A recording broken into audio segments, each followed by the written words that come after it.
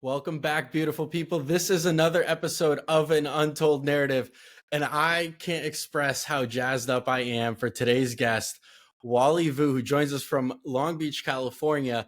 Wally, I need to know, how do you introduce yourself to people? Like, what do you tell them that you do? How do you interpret that 30-second elevator pitch conversation about like what do you do? And if you're sitting next to somebody on an airplane, how do you describe what you do and who you are?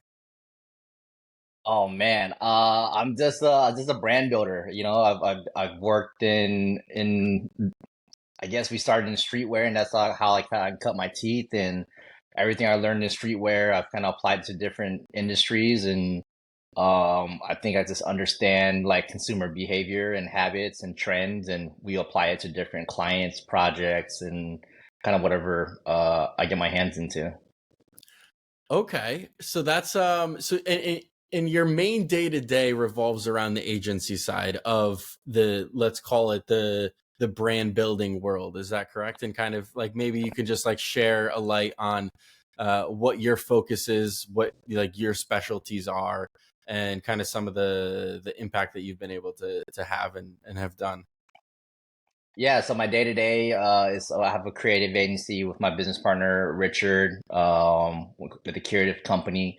Uh, Rich and I have been homies, friends, serial business partners. Like we're pretty much joined at the hip on everything we do. Um, our we service a lot of graffiti and street artists on the agency side. We also do a lot of work in China. That's kind of where like we kind of built our brand for the agency. But it's grown to be into different things. We work with brands like Li Ning. We bring them like collaborations and partnership deals. But we get to experimental. Like I met you through kind of like the Web3 stuff, right? So like the creative company was like we took a deep dive into Web3, and we did a deep exploration, and we got to work with other digital artists and platforms and stuff like that. But yeah, we just really want to do cool stuff. We want to work with good people, and hopefully that continues to be the case. What so anybody listening to this, right? Like you just talk about working overseas, with Li Ning or other brands, and deep diving into other like, culturally relevant movements and things that are happening, and building really amazing things with good people. Those all sound great on paper and on a podcast, but like, how does somebody actually do that? Like what are the keys to getting started? If somebody's listening to this, they're creative, they have a lot of ideas, they want to work with cool people, but how do you start an agency? Like what did it take for you to build what you've built? Man, a lot of grinding and a lot of, for me personally, just trying to have a good vibe and trying to add value to the situations that I was in. We started early. I started early in streetwear in like 2006 with a label called Orisu, and that was kind of like my first like big entrepreneur project. And from there, like I just able to kind of just get in where I fit in, and then like I learned how to market, and I learned how to, network. I guess I'm always kind of like I'm a natural opener.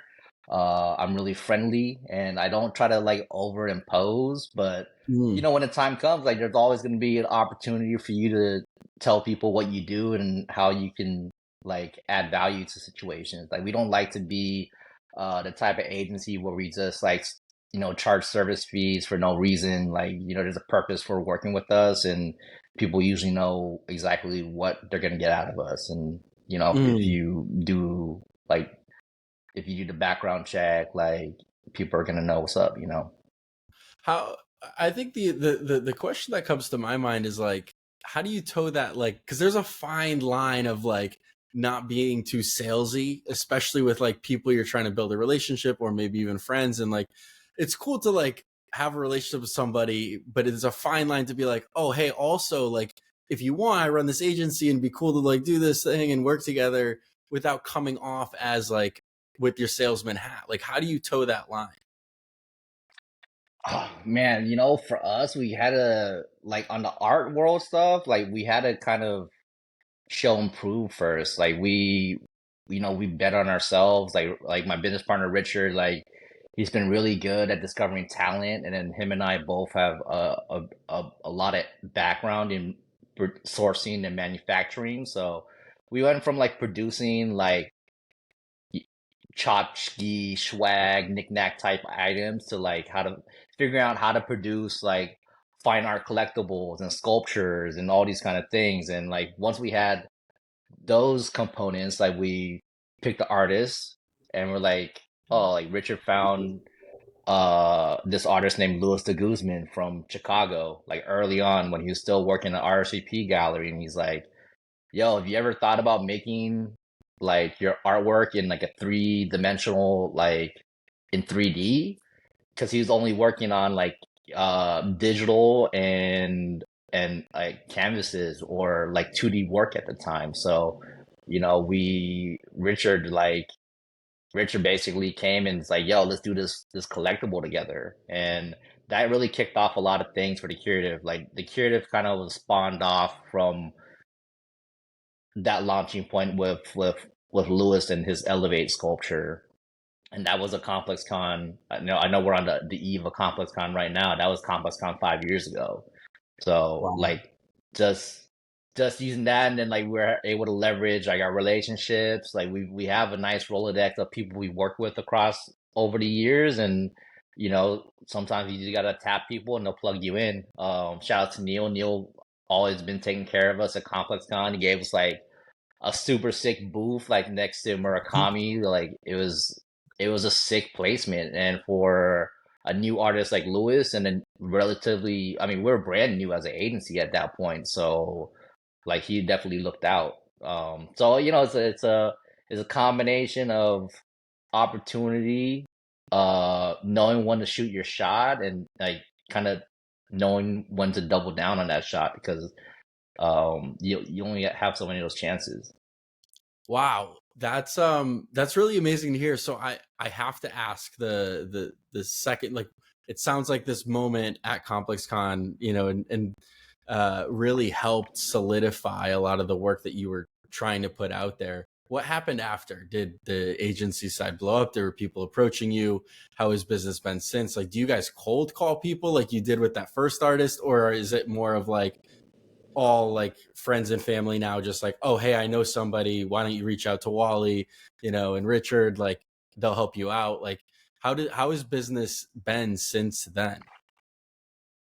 It's been up and down because of COVID. I mean, we've been, I mean, just the stuff off of Lewis though, like it was amazing. Like the reception was awesome. Like that was the first time that we'd done a large sculpture too, like a 4-footer, and the reception for that was like really great. That first show spawned our next project together was the SpongeBob 25th anniversary with Jay Balvin and Lewis. So that was really big. And then we've gone on to do multiple projects with Lewis. We have a permanent piece installed at the Wrigley Field with the Cubs. And for a while, it was pretty like just kind of within our circle kind of stuff. But now I definitely like look for what other type of artists we can work with because it's kind of like it's not a niche, but you need to have like a certain audience base, a certain like collector base that can facilitate that type of business as an artist. But Mm, we're pretty good at identifying who those people are. that's cool. So it sounds like you just have like an eye for understanding talent and where people are heading and their trajectory in their careers, and really just being able to offer value to them is like, hey, like we think we can help you out. And now you're humbly name dropping the Cubs, Jay Balvin, and all these things. And like, do you ever I do you ever mean, look back? honestly, like we're sorry, go ahead. No, no, no, no. Go ahead. Go ahead. Go ahead. We're very blessed to be in the atmosphere of very talented people, and they kind of just like trust us to do what we do. It's just like I don't think we can say that we did this thing for Lewis, and then all this stuff happened. Like, he had the talent, he worked hard for that, and we're just happened to be at the right time, at the right place. And we did facilitate certain introductions with Viacom, Nickelodeon, and stuff like that. But it's just it's like I said, man, you just got to be ready for those opportunities. And we're just very fortunate to be friends with like really talented people. Wow. Yeah, no, what I was gonna ask is like, do you ever look back on the past 5 years and like, find yourself in a pinch me moment of like, holy shit, how did we get here? Like, how did we get this opportunity? And like, what is that feeling like? It's crazy. It's crazy, like how many just insanely talented and gifted people that we get to be around. But a lot of times, like we know that we need to insert ourselves in certain situations to be present for those chance interactions. So like I went to the first Art Blocks event in Marfa. Uh, damn, when in I forgot what year was that. Is that 3 years ago now? Yeah. I think so. That's crazy. But like I was like I was like really enamored with NFTs at the time, and like we just knew that if we kept going to these events, we would meet people. And I met everybody. I met like people like Snowfro. Like I can text Eric right now. Like I saw you at VCon. Like we were able to like do some work for VCon, and we started working with Ferocious, and it's just like yeah. Sometimes it's a trip. It's a trip that like we're connected to so many people, and people are receptive to what we do. So one of the things that's fascinating, and I know there's obviously, and I walk this fine line because my work as a creative and a designer also bleeds into Web3 and NFTs and digital collectibles and stuff like that. But the regular audience doesn't understand.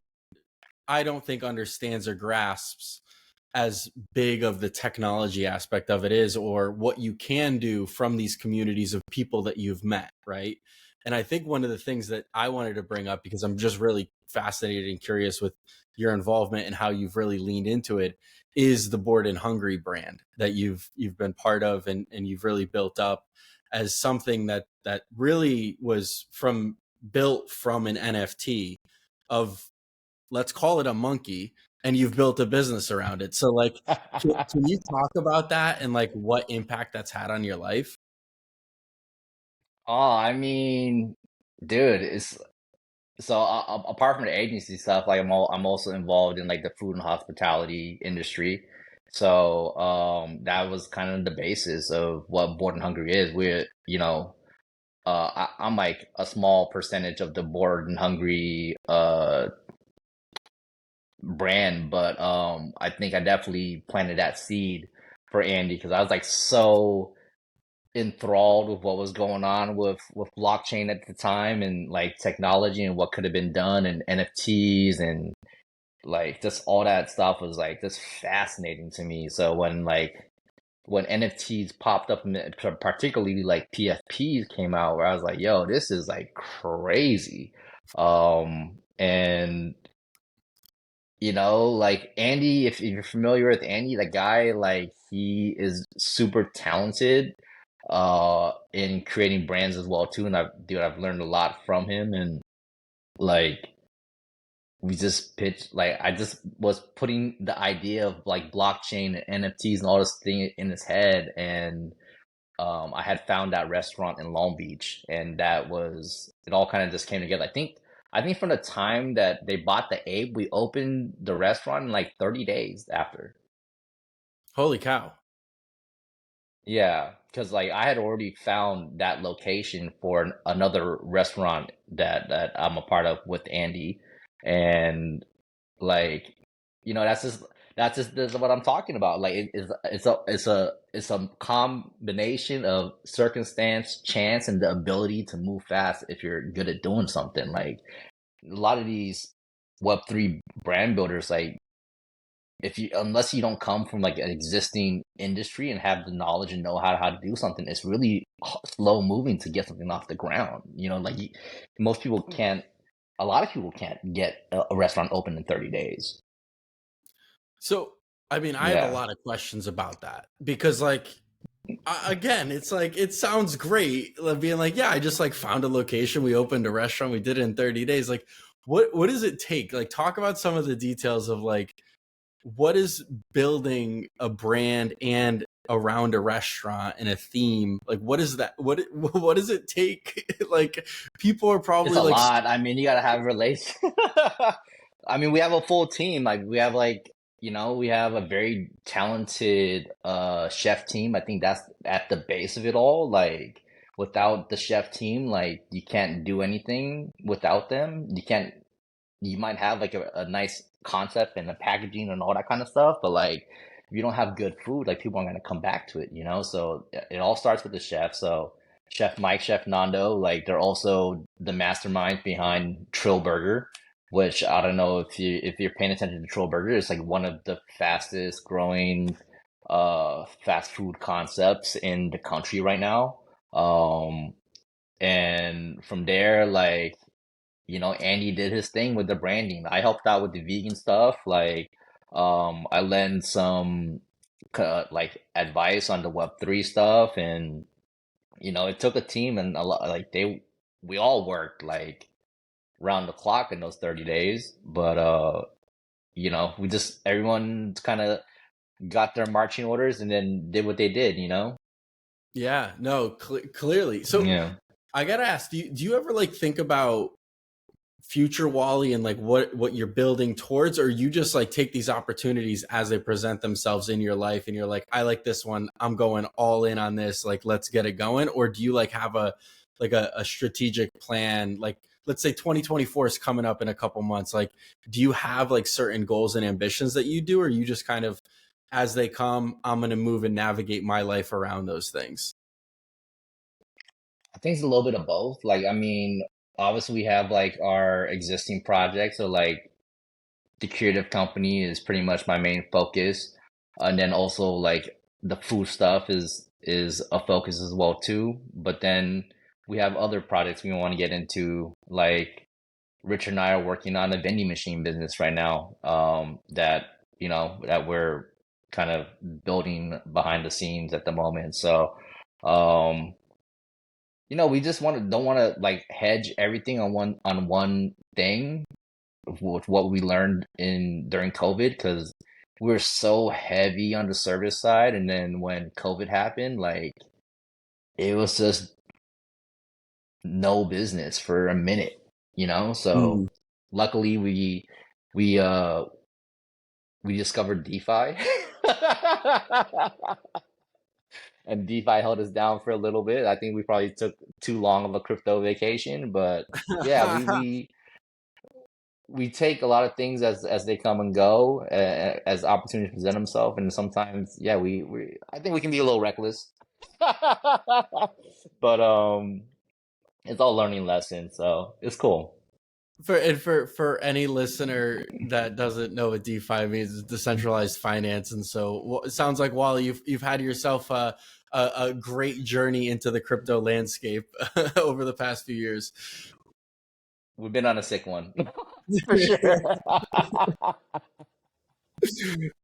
One one thing, I watch from afar. Obviously, we're primarily internet friends. We have met in real life, but we're primarily internet friends through Instagram. And one thing I'll just make a comment of, like, watching your videos and the things you post about, is like you have this crazy positive energy and this infectious kind of innate ability to connect with people. You're like always taking videos or photos with other people. It's never like yourself. And this is just like my observation. And like I'm curious as to like what community, or like like what, that's a maybe an overused word these days. Brands really lean into it and don't really know what it means, or maybe give it a generic term towards their brand, but like, what does that mean to you? Because I notice that you're always around other people. Yeah. Man, I've been through like a lot of lifestyle changes over the last like 5 to 7 years, and I think that's probably shaped what like who I am and that positivity. I think that positivity's probably always been there, as far as like having infectious laughter. People always say something about my laugh, and um, you know, like I'm always around because I get invited places and this and that. And I think that's probably part of the magic sauce is being able to kind of be in rooms with important people who are gracious with their time and with their other friends. So that's kind of how, I've gotten to set up a lot of these deals, So as far as community is concerned, like I just believe in karma. I believe in, well, it started off like I really believed in bad karma because it's really easy to understand that as I was younger. I would realize bad karma when I would do some dumb shit. I always realized that, oh, that's probably because something bad happened to me because I did some dumb shit. But as of late, as of my later years in life, like I understood more about good karma, putting out good karma, and then being able to receive good karma. So I think that's really where all of that comes from. And I don't think there's enough of that out there. And, like as one person, all I can do is just try to put some good out there and hopefully it comes back. I think you're right. I honestly think life is actually pretty simple in terms of like, 1+1 can equal something really great. And like, it depends on what that first one is and what you're putting out there and what you control. And then the other additive part of that is based on what you put out there. And I think a lot of people don't understand how much they're actually in control of the way that they react to certain situations and what they put out there. And so that's awesome to hear. I am curious, because I don't know you super well, and I'd love for you to share if you're comfortable with it. But like, why the transformational change over the past 5 to 7 years? Like, what kind of inspired the shift? Oh man, when you have unhealthy habits, like it's not sustainable. Mm, So I had a lot of unhealthy habits, a lot like that I had become like a regular part of my life, and it was kind of ruining a lot of shit for me from career wise to personal wise relationships and all that type of stuff. And like I just got to a point where life pretty much sucked. So I had to like start like shedding some of these bad habits. So yeah, I think everyone kind of has some kind of personal transformation. So some people will have it slower than others, but it's always, I feel like it should always be happening. So I had to just, come to terms with a lot of these bad habits that I had become so comfortable with. And that's kind of where a lot of this insight and the way I lead my life like spawned from. mm. And I think, a lot of the bad habits as they add up in people's lives, it's hard to see them, right? Because they become part of your nature, the everyday movements and the way that you navigate the world. What was there one moment that you can pinpoint, or maybe a couple that you'd be willing to share, of like what was the trigger like switch, right, for you mentally to like start making the right habit changes? Like was there a moment where you're like, oh man, this has just added up to too much negativity and I need to do something because otherwise it's just going to spiral out of control?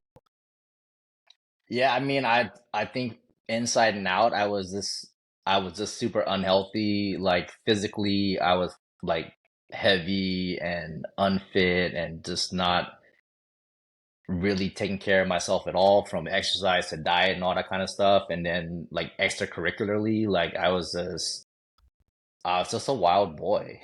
I was a wild boy, and then it's just like I came from like event production and nightlife, and it was all intermingled with my work during the day in marketing. So it's just like out 4 or 5 nights a week. Sometimes I'm working, sometimes I'm not working. I'm always drinking. I'm always putting something up my nose. Like it just got out of hand. So I had to like kind of slowly reverse some of those habits.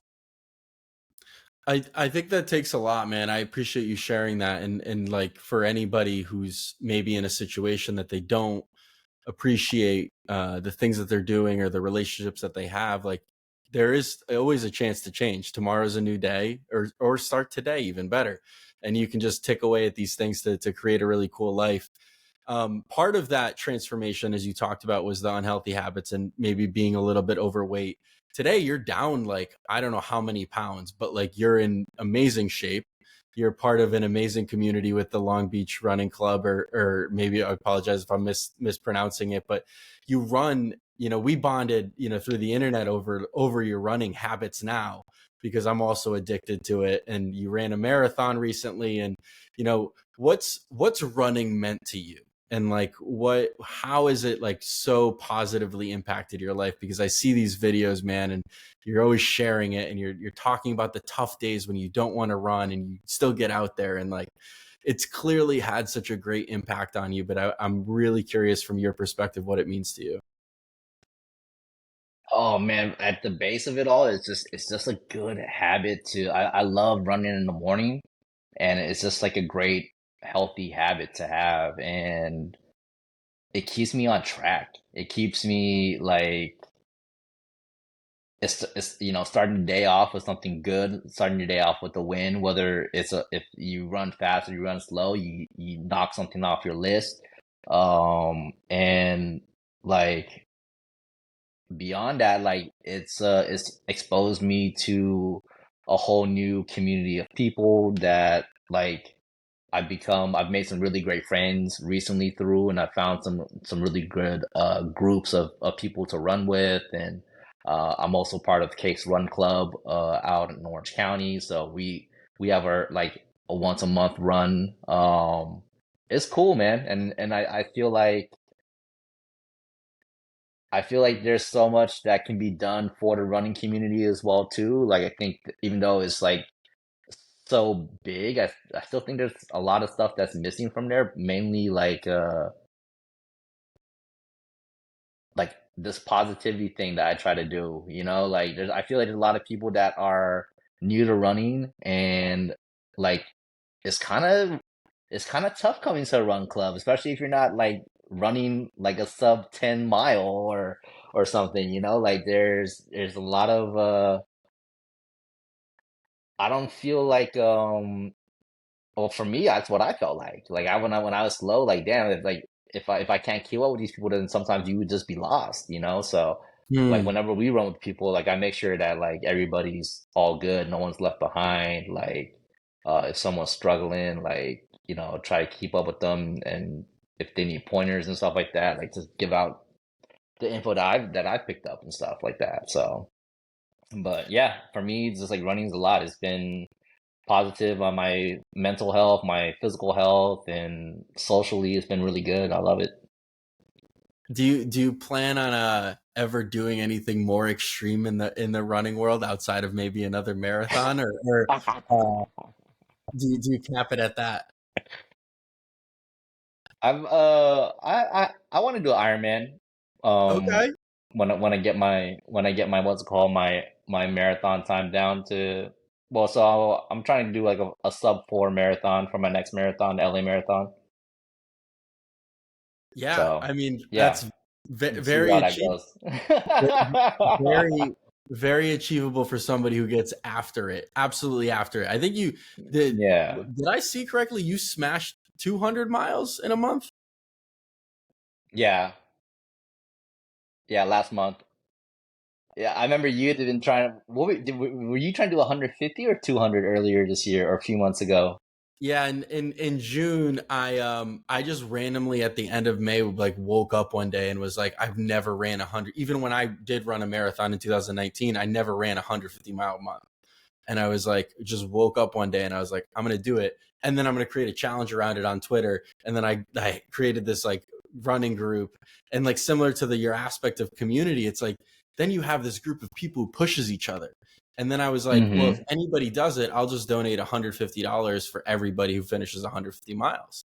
And it's like, it is not easy, man. Like only like three people did it. It's like, Bro, I was not up for it. You hit me for that. I was like, dog, I'm not up for it at all. But in the same way, like I was what I learned this year, this is like the most miles I've ever run in a year. I'm at like I think 1,060 or something like that. I fucking hate running in the sun. Like I don't like the heat like at all. And I rather run like in the cold than in the sun. I actually had my first experience with heat exhaustion at the Long Beach Marathon doing the half marathon. I was like, dude, oof. I hate this. Yeah. I have it easy over in Massachusetts with winter coming, so It's not bad. I mean, as long as it's like even when you get down to the low 40s, like as long as you have some like protective gear and after your first mile, I feel like you're pretty good. I would agree I with did a that statement. Spartan race. I did a Spartan race one year in Big Bear, and it ended up being like 35 degrees, and I was not dressed for it. Like it's from from from out here, like you literally can drive in one day to the mountains or to the beach. Like it's so crazy. I thought it was gonna be. I just had like base layer on top, and then like tights and shorts on the bottom. But we did not expect it to be 35 degrees. It was fucking crazy. And it was so cold waiting for our heat to start. But once like you get your body going, it's crazy what like your dude, human body's crazy. I ended up finishing that race shirtless, like nuts. That's really amazing. And but like I'm not gonna skip over like a 200-mile month is absolutely banana land. That's like you got to run over 6 miles a day for those who can't do math real quick. But like it's like got to be like 6.5 miles a day. Yeah, I mean, yeah, it was I just felt good. I was actually having a lot of like trouble with my stamina and endurance, which was like pretty discouraging for me because I always kind of leaned in on being able to like throttle down and manage my breath work. I've never had to like throughout these last few years walk like straight break my stride and walk stuff and like I had to start doing that listen to my body and stuff like that. So I was like really having a tough time, and I was like really streaky from the summertime and through August and September. Um, but yeah, like just like you said, I just felt it one day, and I was like, there's like a string of 3 or 4 days or something like that where I felt good, and I was like, all right, I'm just gonna run every day this month and see if I can get to 200. Um, and it was crazy.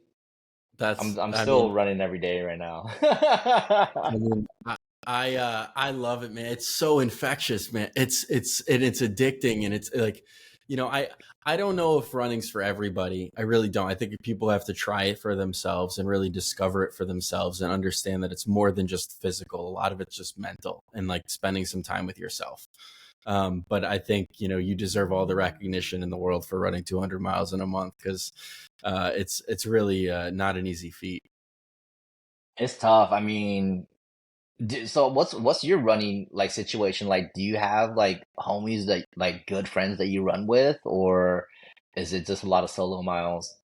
I only run solo. I really don't like running with people.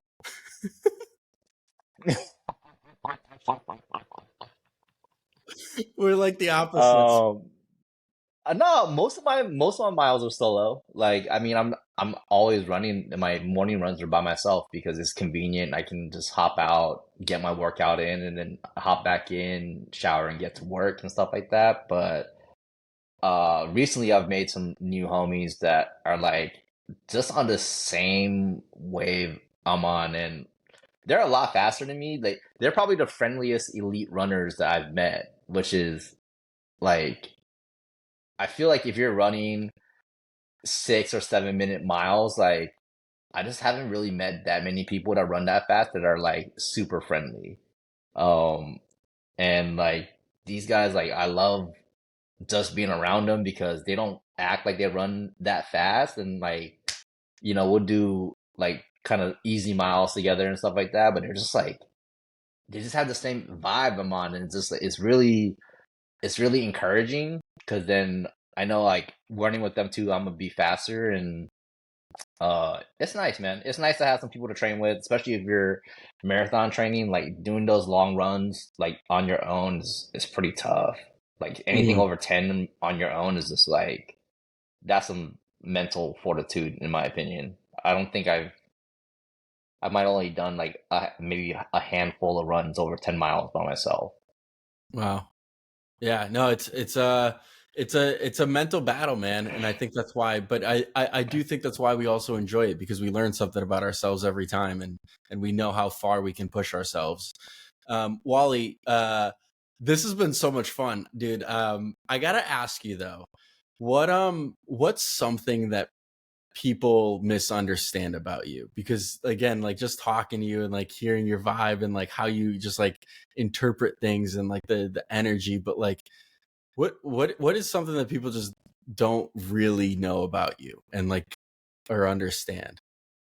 Oh man, I don't know. I feel like I'm pretty like what you see is what you get. I'm a nerd. I'm a big nerd. Okay, okay. Like I have like nerdy tendencies. Like I I'm a big Magic the Gathering like head.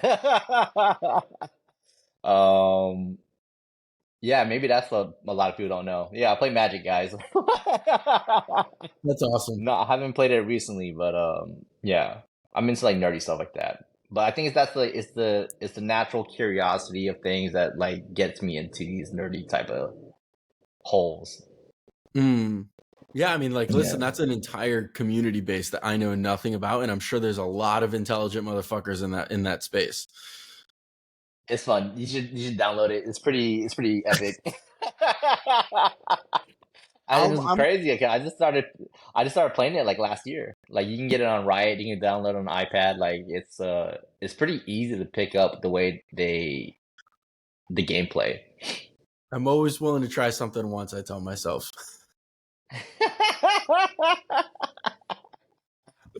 um, are you a headphones or no headphones runner?